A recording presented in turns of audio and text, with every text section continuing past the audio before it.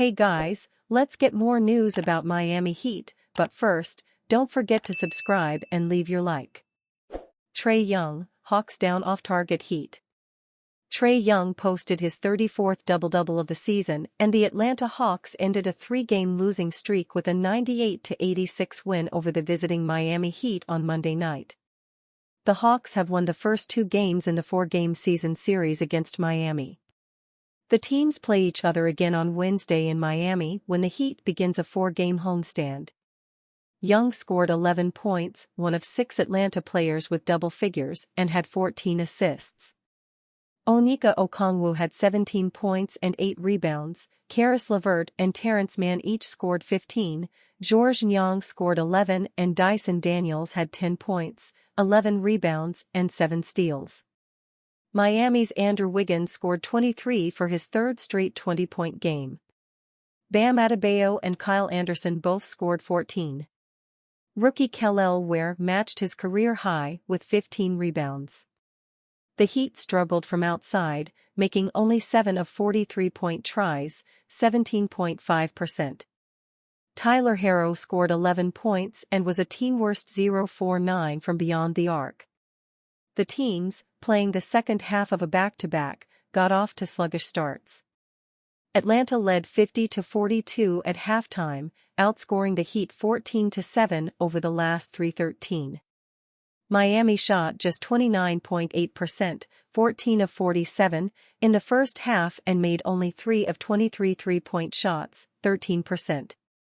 The Hawks led by 13 at 6:26 in the third quarter, but Miami had a 10-0 run that reduced the deficit to 66-63 at 2:51 on an alley-oop dunk by Ware. The Hawks responded with a 7-2 run and led 73-65 going into the fourth quarter. The Heat cut the lead to 90-84 on a bucket by Adebayo with 3:52 left in regulation and appeared ready to get closer when Young was called for a foul with 3:25 on the clock. But the Hawks challenged the play and the call was reversed. Mann followed with a three-pointer and the Heat never got closer than 7.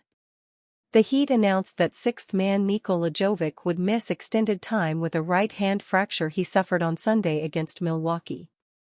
Struggling Heat still searching for answers after ugly loss to Hawks. Takeaways and details.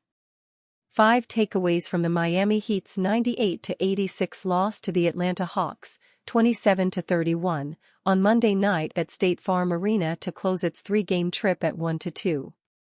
The Heat, 26-30, now returns to Miami to begin a four-game homestand with another matchup against the Hawks on Wednesday. The Heat's offense hasn't been good enough to win many games lately. That unfortunate trend continued in Monday's ugly loss, as the Heat has now dropped 6 of its last 7 games and stands 4 games below .500 for the first time this season.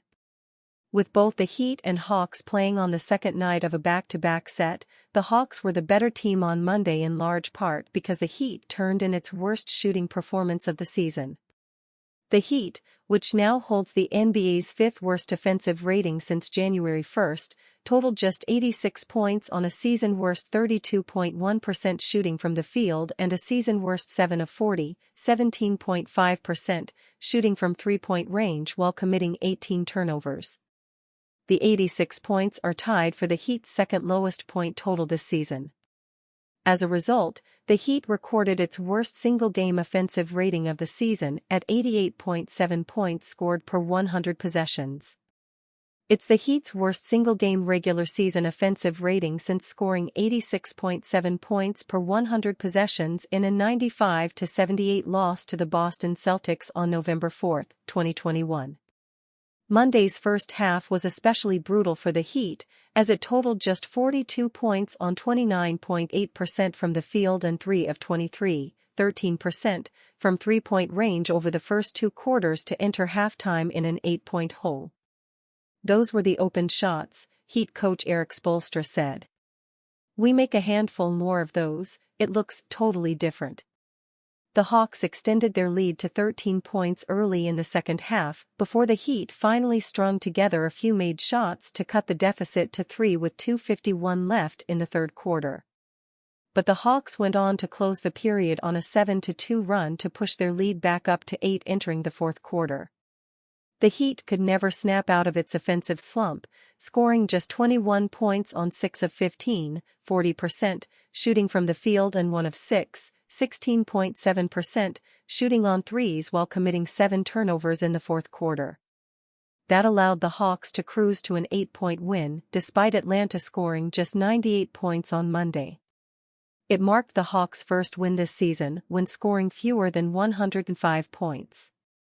The Hawks also won despite getting just 11 points on 4 of 14 shooting from the field and 0 of 7 shooting on threes from their all-star guard Trae Young. But Young did contribute 14 assists. "Our guys really competed tonight, laid it all out there defensively," Spoelstra said. "It wasn't easy, but we were scrambling. They just put up 150 last night, holding them basically to under 100. But you do have to score. There's a reality to that." Heat guard Tyler Herro added, "The second night of a back-to-back, it's not going to be perfect. Both teams couldn't make shots really. It was low scoring all the way through the third, halfway through the fourth. I thought once we started doubling Trae Young, we played right into their hands, got us in rotation, got whatever they wanted, and then we were fighting on the other end to create good looks." Andrew Wiggins was the Heat's leading scorer with 23 points on 6 of 14 shooting from the field, 4 of 9 shooting on threes and 7 of 7 shooting from the foul line, 4 rebounds, 1 assist and 3 blocks. The rest of the Heat's roster combined to score just 63 points on 30% shooting from the field and 3 of 31, 9.7%, shooting from three-point range on Monday. "It just looked like we had a lid on the rim," Spoelstra said. "We could not knock down some of the open ones, even the guys that are our better shooters on the team. But you just have to stay with it. We're closer than what it feels, and that's the hard part." With Monday's result, the Hawks passed the Heat in the Eastern Conference standings. The ninth-place Heat is now percentage points behind the eighth-place Hawks, with both teams 5 games behind the sixth-place Detroit Pistons and firmly in play-in tournament territory. "I thought this had a chance to be just a really gratifying win," Spoelstra said. "Just in the mud, ugly to be able to prove that you can win a game on the road without making shots at your normal level. But we weren't able to do it." Miami Heat player suffers serious injury against Milwaukee Bucks. The Miami Heat made a bright start against the Milwaukee Bucks, but quickly faded away, ultimately losing despite Tyler Herro's 40-point performance on the night.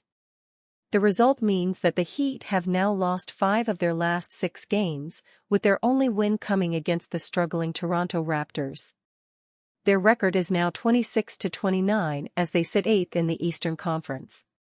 At best, they look like a play-in team. The Heat had more to be worried about than just the result coming out of the game against the Bucks though. Nikola Jovic suffered an injury in the first half and did not return on the night. And it looks like he might be on the sidelines for a while. According to CBS Sports, X-rays revealed a fracture on the second metacarpal of Jovic's right hand. His injury will likely keep him out of action for an extended period of time. Jovic has been a solid contributor for the Heat this season. He has played 46 games in which he has averaged 10.7 points, 3.9 rebounds, and 2.8 assists in 25.1 minutes. Thus, Jovic remaining out for any significant length of time would be a blow for the Heat. It does open the window of opportunity for Haywood Highsmith and Kyle Anderson to re-enter the rotation though. At the moment, it is hard to judge where this team is going. Herro and Bam Adebayo are playing well. Andrew Wiggins has put in a couple of promising displays as well since arriving as part of Jimmy Butler's trade to the Golden State Warriors. Overall, the Heat do not look like a winning team though. So, do not be surprised if they try to recruit a superstar in the summer. Unfortunately, their recent success rate in that regard has been dismal. And you fan? What do you think of Nikola Jovic's situation? Leave your opinion in the comments.